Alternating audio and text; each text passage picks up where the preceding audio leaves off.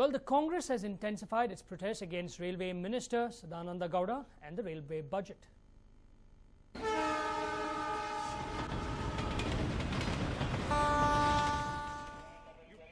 Now, protesters get out DVS's car outside his residence. In fact, these were the scenes witnessed outside his residence in New Delhi. You can see a senior Congress leader with DV Sadananda Gowda's nameplate, which is fixed outside his house, actually stamping on it.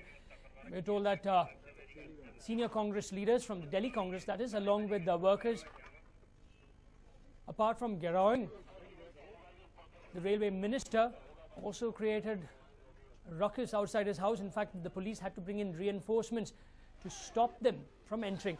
Now, for more on this, I'm joined in by my colleague Arun.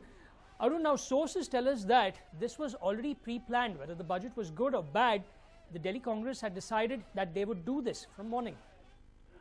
Nolan, remember, there has been renewed pressure from the opposition to protest against what they call is the trend of rising prices. Remember, there have been several such protests. And add to that, the number of issues seem to be only on the rise, giving fodder for the opposition to take pot shots at the Modi-led BJP India government.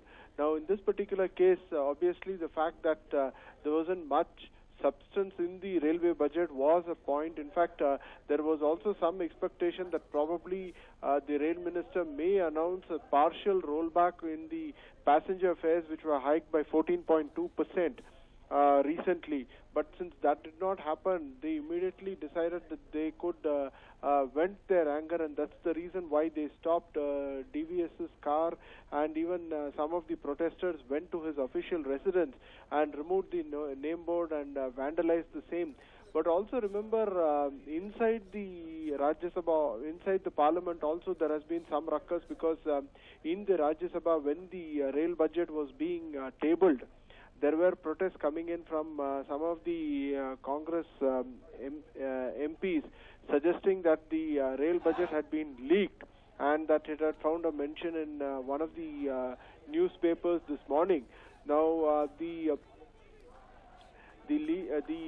chair in the Rajya Sabha, in fact, said that they could either pass a privilege motion or have a discussion, but the opposition was not really keen on adopting civilized parliamentary techniques to initiate a debate, but rather there was chaos and pandemonium, and that immediately saw the House also getting adjourned. So clearly, as far as the opposition is concerned, they are perhaps trying to find a point in trying to stall the proceedings in the House. Remember, tomorrow is a very important day. That will be on the eve of the union budget, and you could expect a lot of storm, because there are already several issues, including the price rise and the very fact that